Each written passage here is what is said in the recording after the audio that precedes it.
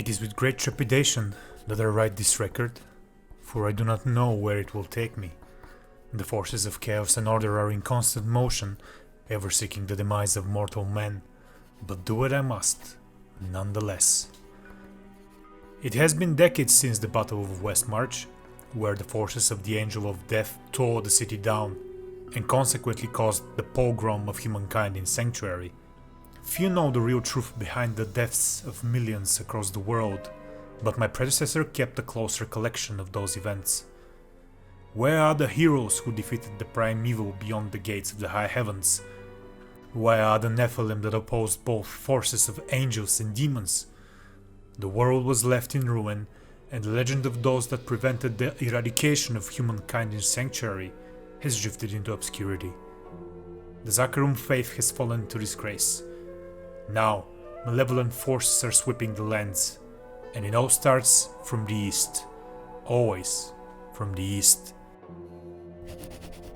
Troubling news hail from the eastern lands. The mysterious and untamed region of Scosland, its once verdant forests, homelands of the Druids, have gone macabre and sinister. The followers of Khoi Durwa have gone to extremes to keep outsiders away from their groves, even risking their own humanity. The wastes of the dry steppes are soaked with blood, as savage barbarians and blood mages fight for survival in this wretched place. The shattered peaks remain silent. The monks that once roamed the mountains in search of enlightenment are now swallowed into mystery, never to be seen again. The swamplands of Hevezat are spreading like a rampant disease across the eastern shores of the continent. Witches evoke ancient curses and pray to malignant idols from times forgotten. The poisonous swamps have turned into a death trap for all those who wander within its corrupted borders. The land of once proud Kyrgyzstan is falling into ruin. The cradle of civilization is gripped by fear and paranoia as cultists practice their dark arts in the shadows of this noble region. Dark times are upon us.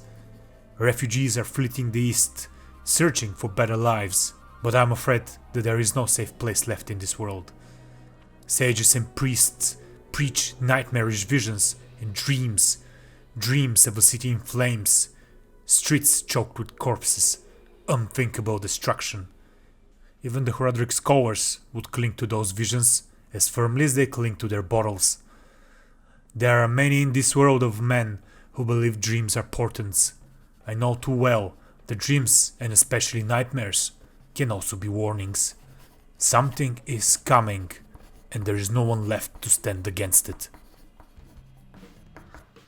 In an attempt to make sense of the present, I have decided to leave the safety of Ludgol Lane and journey into the past by following the footsteps of the champions that were in the center of events that preceded the state of Sanctuary today.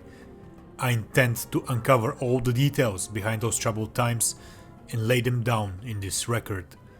For studying the past could help us combat what it is to come. Whoever might gaze upon my work, I implore you to heed the words that lie herein, as knowledge might yet just be our greatest weapon.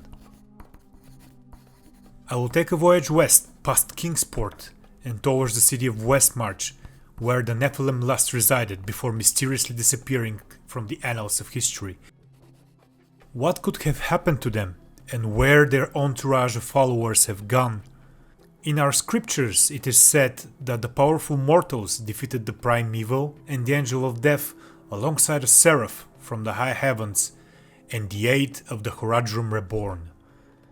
Before I continue my journal, it will be prudent to outline some key figures and events from our past that affect the world of Sanctuary to this day.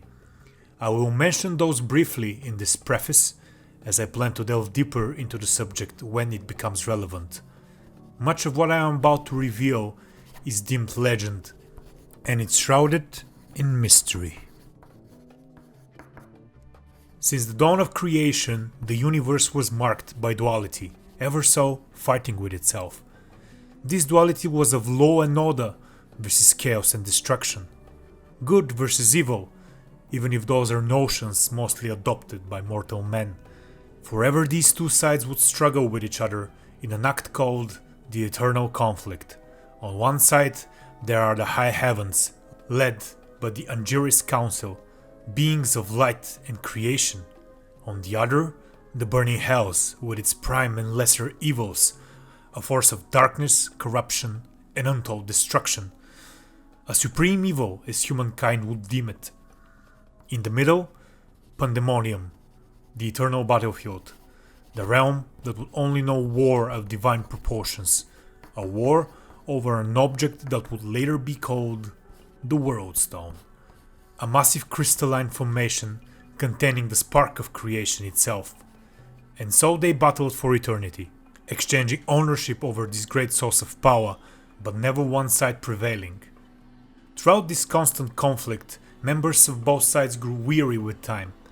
They wished for the struggle to end, but there was no clear end in sight, so they did the unthinkable. The renegade angels and demons bonded into a rebellious pact and seized the World Stone for themselves, removing it from Pandemonium. They sought a place of refuge, and by using its great power, they created a new world which they would inhabit. A world away from the eternal conflict. A world that will be their sanctuary. Time passed, and out of this unthinkable pact came offspring. Those children would bear within themselves both the essence of order and chaos, good and evil. These children would wield power greater than their own creators. They would be called Nephilim, and consequently, humankind. Peace would not last in this new world, for the leader of the angel renegades, an archangel by the name of Inarius, would see the Nephilim as abominations that tainted his precious sanctuary. So, he sought to destroy them. If it was not for Lilith, his beloved and the daughter of the Lord of Hatred, humankind would likely have not existed. In an untold rage, she slew all the renegade angels and demons, for she knew that Inarius would not destroy his children, if it meant that he would remain alone in his world. By forcing his hand as such, Inarius was furious, and he banished the demoness to the void, doomed to eternal darkness. He would then tune the World Stone to diminish the power of his prodigy and make them be born weaker and with shorter lives. The first generation of the Nephilim would later be called the Ancients. Ages passed, and the world of Sanctuary would know peace, for a time. The existence of this refuge, however, would not remain hidden for long.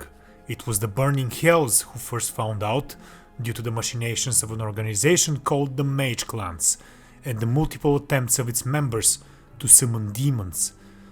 Careful not to alert the high heavens, the prime evils would install agents in Sanctuary and would slowly convert mortal men to their nefarious purposes.